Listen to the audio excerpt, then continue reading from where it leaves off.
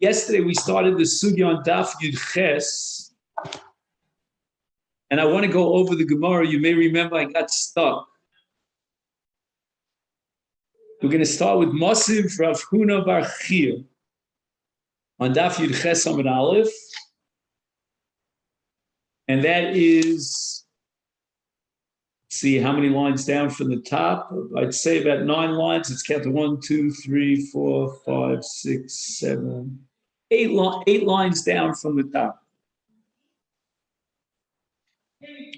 Now, Rav Yehuda was of the opinion that Yesh Zika. And based on Yesh Zika, Rabbi Yehuda said that you're not allowed to marry the mother of your zkuka. So let's say Leah falls for Yibum to Ruvain, so Ruvain's not allowed to marry Leah's mother, Sarah. And that's because of Zika. So it means that Zika is considered like Ishus. Now, our Mishnah says the following. We have Ruvain and Shimon are 2 brothers, and they live together at the same time. Ruvain marries Sarah, and Shimon marries Rivka. Ruvain dies without children, and Sarah, his wife, falls for Yibum in front of Shimon. And keep in mind that Shimon has his own wife named Rivka. And now Levi, the 3rd brother, is born. Now let's just stop for a moment before we actually analyze the Mishnah. The Mishnah is going to introduce an element called Maimar into the equation. But without Maimar, we could say the following, that although Shimon is only officially married to Rivka, but when Sarah, the wife of Reuben, falls for Yibum to Shimon, that Zika to Shimon creates an Ishus in which Rivka and Sarah are sharing Shimon. Now again, all that is predicated on Rabbi Yehuda's shita that Yesh Zika. And Zika is considered like Ishus, which therefore generates on Rivka the status of a Tsaras Erva to Levi. Let's understand. When Shimon dies,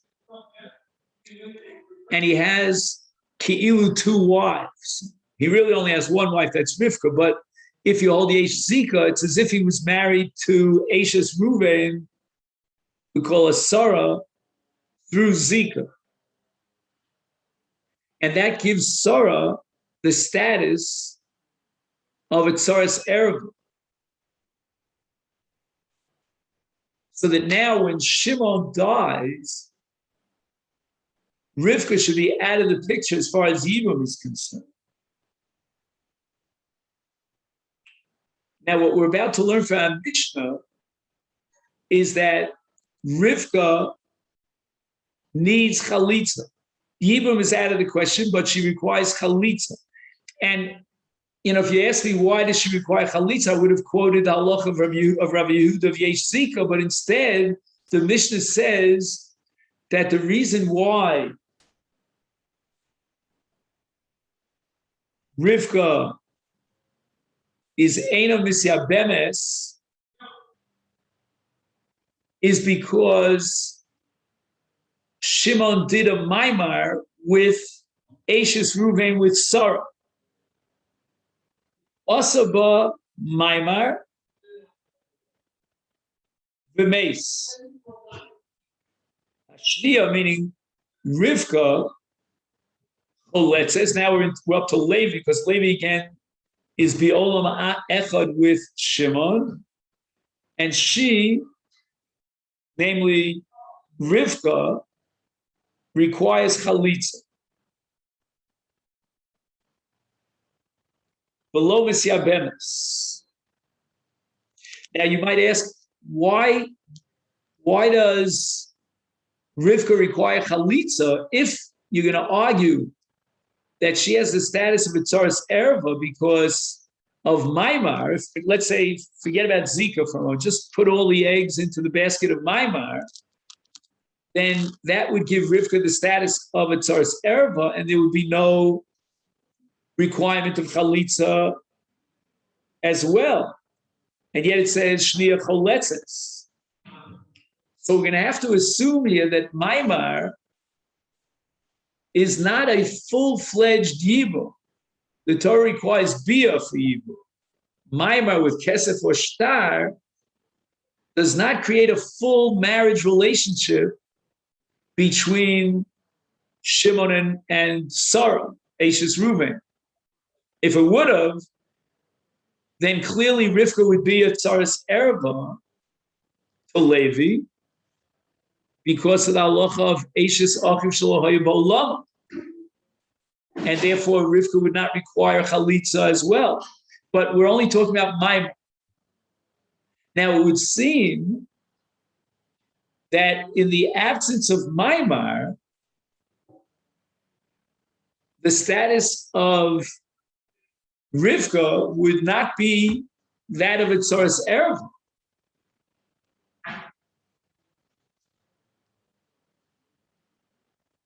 So the impossibility of yibum here in this case to Rivka seems to be a result of the Maimar between Shimon and Sarah. And l'chora, if you hold yesh zika, then there's no possibility of yibum to Rivka. She's a full-fledged tzaras erva. So Rav Huna asks the following question: Taima, the reason why Rivka cannot have yibum is because the avad ba Maimar, because Shimon did Maimar with Ashes Reuven, and as a result of the Maimar, Rivka becomes a tzaras erva to Levi, precluding yibum. But lo avad ba Maimar, hashniya nami yibume miyabma, Levi could be miyabim Rivka in the absence of Maimar. V'yamrit yesh zika havilei tzaras Ashes achiv shelo haya ba'olamo, and therefore with Zika, with that Zika, she becomes a tzaras erva, and there should be no possibility of yibum. See, what bothers me, the Gemara could have asked another question here: why does she need chalitza? And that would be a question even in the case of Maimar.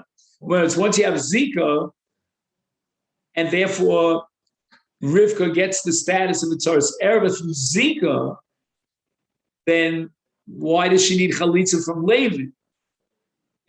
Instead, the Gemara is asking, maybe the Gemara considers a more fundamental, a more basic question: why does she fall for yibum to Levi, and Levi could be miyabim her in the absence of Maimar? Had there been no Maimar, then Levi could be miyabim Rivka. Why? Rivka is a tzaras erva by virtue of Zika. See, it's interesting. What we know about Zika until this point, let's call it pre-Rav Huna, is that Zika generates an Isser on the krovos of the Yavama, such that the Yavam cannot marry the mother of the Yavama because of Zika. The Gemara is now applying Zika in a different way. And Zika here in Rav Huna's context is to create a din of tzaras erva. Now, I don't know why Rav Huna, and the Gemara doesn't question this premise of Rav Huna, extends Zika to the issue of the status of tzaras erva. I mean, maybe as far as creating an Isa to Krovos are concerned, Zika is enough. It reaches that level of issues such that he can't marry her mother. But the Gemara is going even a step further. that the Ishus of Zika is powerful enough to set up a tzara as a tzaras erva. Now, another thing that bothers me, but this is already elementary, and I don't know why I can't get this out of my mind. The Mishnah at the beginning of the Masechta talks about tzaras erva. And a tzaras erva itself is based on Zika, is it not? I mean, how do you cut out Zika from the equation? Let's say Reuven and Shimon. Shimon marries the daughter of Reuven. And now Shimon dies. Shimon has another wife. And his two wives fall for Yibum to Reuven. And one of them is Reuven's daughter, right? So we have Bit. And we could go through the whole list of 15 arayos.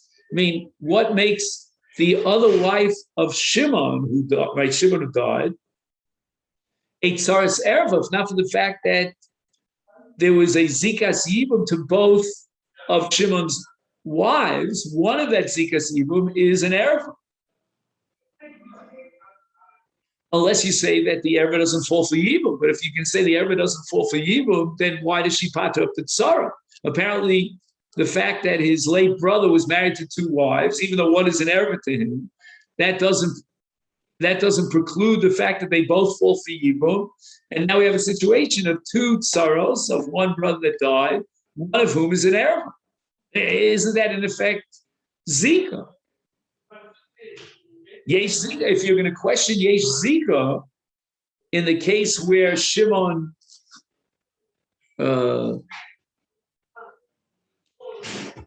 yeah, but just one second. But here we're talking about Levi. It's a little bit different. In other words, I'm sorry, it's a little bit different. In the case of tzaras erva, classic, Shimon was clearly married to two wives. Here, he's not clearly married to the erva, meaning to Sarah, Ashes Reuven. She fell for Yibum, but he never consummated that Yibum. Again, he might have done Maimar, but in the absence of Maimar, he didn't consummate anything. So it's then everything, the status of Rivka as it's tzaras erva totally depends upon Zika, on viewing a relationship between Shimon and Sarah as if he was married to Sarah. And that's a Ke'en Ishus that's generated by Zika. And that's something that we can question. So, for example, Rabbi Meir would hold Ein Zika, let's say.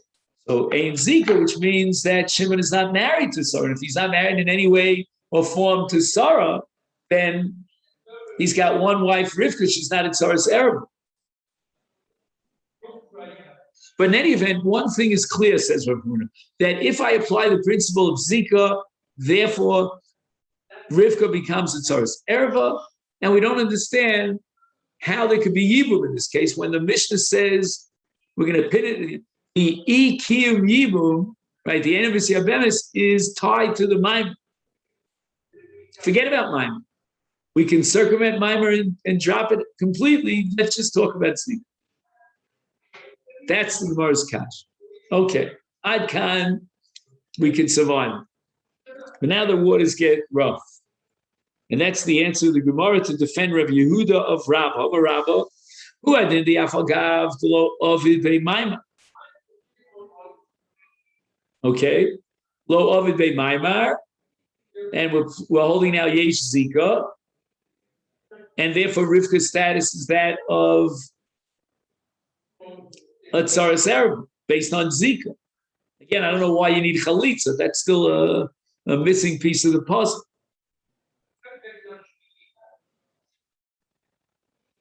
Ishniya michlatz chalza. Levi will give chalitza to Rivka, which I'm not sure exactly why. The Gemara doesn't seem to blink about that. I don't know why.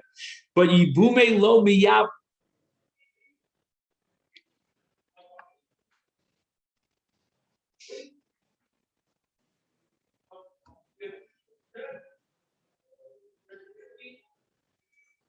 So even in the absence of Maimar, there would not be Yibum to Rivka. V'hadik tani maimar. So why did the Mishnah introduce that contingency of maimar? Lafuki mi Beit Shammai. He's teaching me something else on the side. It's like Milsa agav urcha kamashmu. Tiamri maimar kona kinyan gamur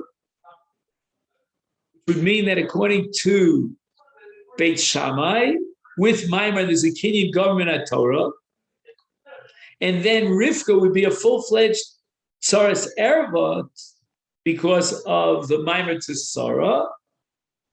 And as far as Levi is concerned, Rivka would not require chalitza. Kamash Malon, that's what our Mishnah wants to tell us, which I think, if I'm filling in the right blank here, which means that Rivka does need chalitza.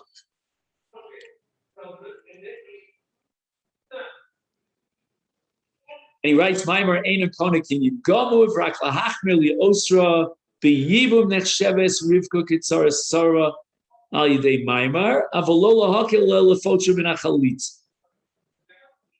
So the Gemara never blinks. There's one premise here in the Gemara that we, I shouldn't say we, but I at least don't understand. Maybe you'll enlighten me. And that is that Rivka definitely needs chalitza. Even, because we're squaring this Mishnah off with Rabbi Yehuda who holds Yesh Zika. So that means even if I hold Yesh Zika, nevertheless Rivka needs chalitza. And the Gemara was arguing, well, Rivka's status is that of a tsaras erva through Zika. And therefore she shouldn't need Yibum. Why are you telling me that she doesn't have Yibum because of Maimar? And you're answering, well, he wants to teach you that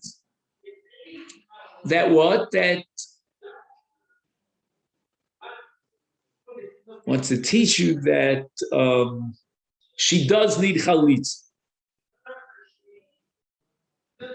Whereas according to Beit Shammai, who identify Maimar as a kinyan gamur, Rivka would not need chalitz.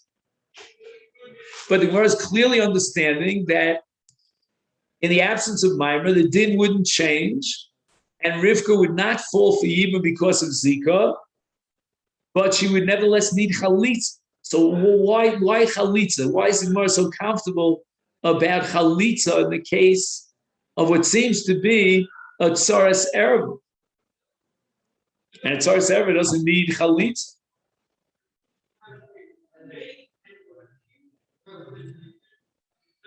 I'll tell you what I thought of today. And again, I reviewed this at 5 a.m. The thought occurred to me that even if Yesh Zika, Rav Yehuda's position,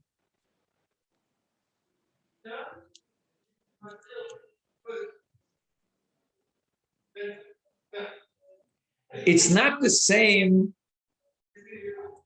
as Zika le'inyan Isur Krovos.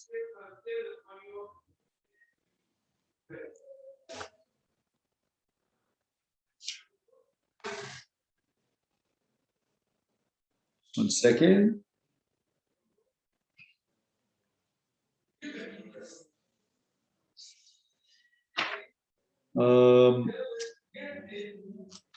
I'm looking for a proof that Yesh Zika Linyan Krovos is a Doraisa. Do I have a proof for that? But right now I don't see a proof for it offhand. But in any event, the additional application of Yesh Zika, let's call it the extension of Yesh Zika, to set up a tsaras erva, that's the Rabbanan. So even according to Rav Yehuda, the Eino Misyabemes, in the case of Rivka, is a tsaras erva d'Rabbanan. She is not at Tzaras Erva Doraisa. The Gemara is very comfortable with the fact that she requires Chalitza, this Rivka. Had it been Doraisa, then there would be no Chalitza. She's a full-fledged, as we said before, Tzaras Erva. But she's not a full-fledged Tzaras Erva because Shimon never married Reuven's wife, Sarah. There was never a marriage relationship. There was a Zika relationship. Now, it could be that Zika is Doraisa, as we said before, in terms of marrying the Krovos, but the extension of Zika to apply to a Tzaras Erva situation, that's the Rabban. Again, I wish somebody would say it out loud. I would be a lot more comfortable with that. Let me just see if in any of the footnotes he has anything here. Just a second.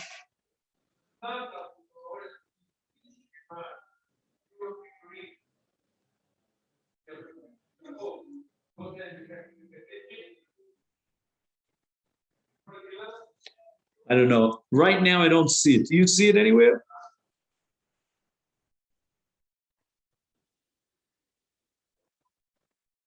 What I do find in the Yalkut HaBi'urim, which is very interesting to me, is that he writes here on page Kuf Lamed Ches that Mipashtus Hasugya Ola She'ein Isur Zeh Ela Midrabbanan,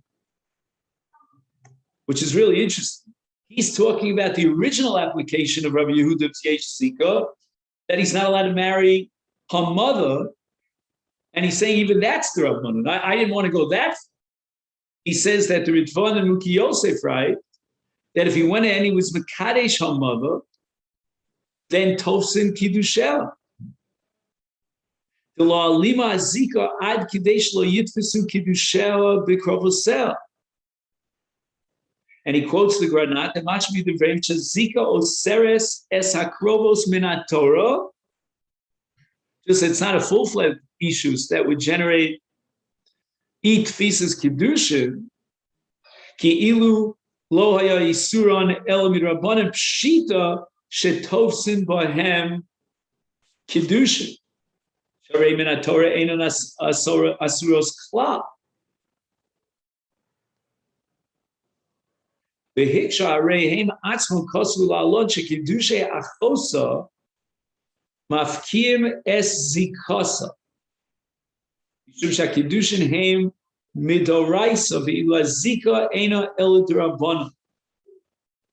that this whole question about whether Zika is Doraisa or Rabban is a very complex question. Because of the issue of Vrayim al Pidrei Gemara b'Kiddushin, she efshal lilmod Kiddushay bia miyavama shekein mal yavama shekein zkuka v'omeres. Hare shesalkin daita she'ein ha'yavama tzricha kinyan gamur. Mishum shebishmishas nefilosa kvar maskil kinyon. V'yein ha'yibum el gmar kinyon. Umizem muchav shegam in haTorah nechshem sazik l'tchilas kinyon, which is what we assumed intuitively from the get-go, and we were wondering if it's possible to say that Zika is only the Rabbanan. Miu ein ze ela imlu basof yigmar kinyona avlim liolam lo yikansena. Okay,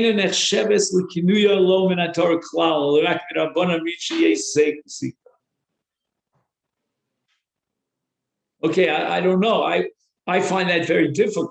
You know, it all depends on whether he's going to materialize his yibum. And then I would have said, you know, if not for what the Rishonim and the Achronim were saying here, that Zika is Doraisa, according to Rav Huna at least, as far as generating an Isser on the Krovos. It could be that the Tfisas Kiddushin, because it's not a full-fledged Ishus, but it's nevertheless Ishus Doraisa. But in the question of what we call Ervas, Tzaras Erva, that might be a Drabbanan. You know, to recognize the marriage that we spoke about before between Shimon and Sarah, to the extent to which Rivka becomes the Tzaras Erva, that marriage, I don't know if it's enough, like it's not enough to be mafkia tfisas kiddushin. That's the way I would have taken it. All right, let's go back to our sugya. Esvei Abaye. Abaye has to find question to Rabbah again to attack Rav Yehuda's sheet of Yesh Zika from a Bryce. Shnei achim ba'olam echad. Okay, so we have two brothers that are alive simultaneously. Let's say Reuven and Shimon. And once again, Reuven marries Sarah and Shimon marries Rivka.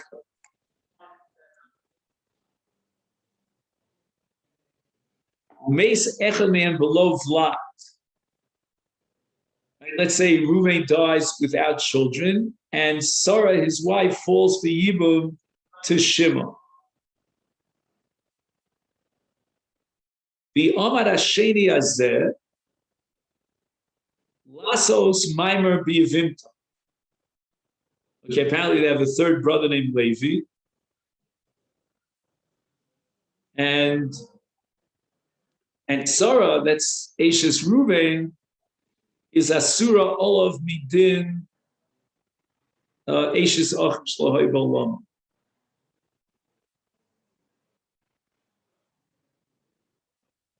Lo hispik lasos ba maimar shenolad lo ach umes. So Levi was born, which means that Sarah Ashes Reuven is an Ashes Ach to Levi.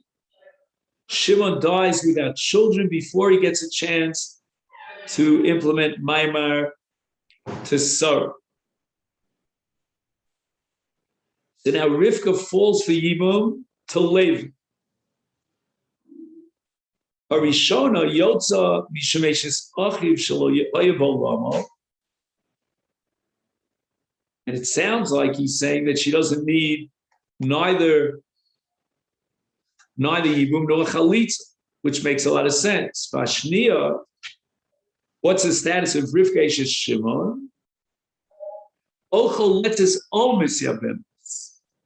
That means that Levi could be miyavim Shimon, and there's no status of Ashes of Tzaras Erev. The Iyamrit Sheyesh Zika, according to Rav Yehuda, then Havilei Tzaras Ashes Achiv Shelo Haya Bolamo Bezika Zu. And again, I'm going to insist that that's a D'Rabbanan, but nevertheless, there's no possibility of Yibum on a D'Rabbanan level.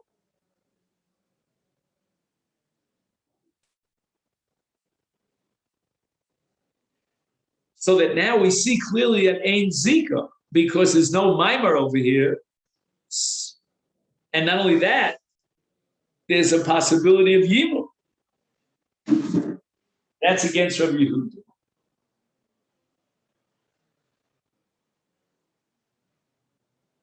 So Rabbi answers, Hamani Rabbi Meir, he Yomar ain't Zika.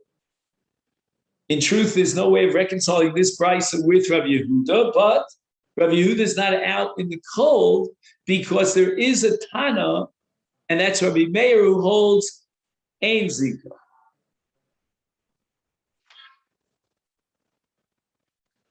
Now, apparently, I'm not sure if we have this text in front of us, but it seems that if we look at the original Brisa, we'll find Divrei Rabbi Meir, that the Brisa actually quotes Rabbi Meir, implying that there are Tanoim who disagree with Rabbi Meir and hold Yesh Zika, and therefore Rivka would not be a candidate for Yibum.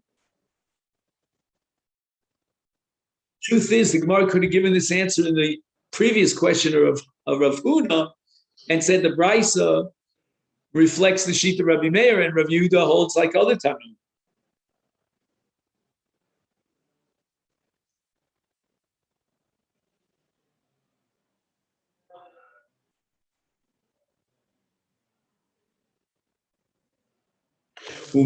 Rabbi Meir ain't Zika.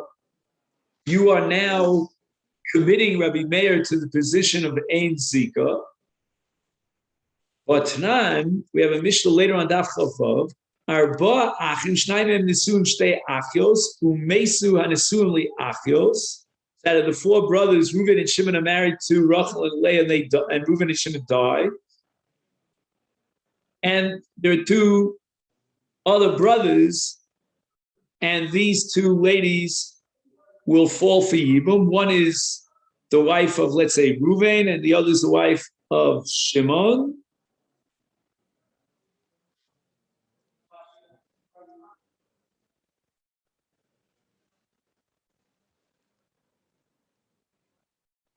And logically, I would say that in both cases there should be Yibum. There's no Erva issue here other than Yibum. Isal Kedaita Savar Rabbi Meir.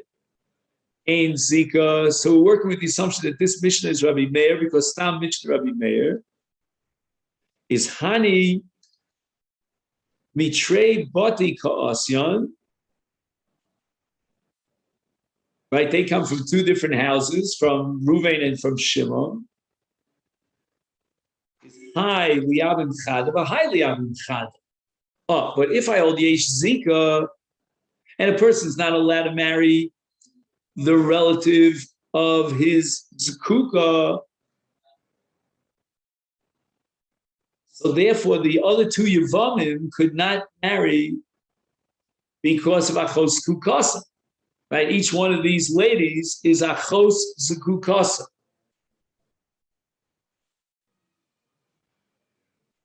How, therefore, are we going to reconcile this Mishnah with Rabbi Meir if you hold that according to Rabbi Meir, Ein Zika?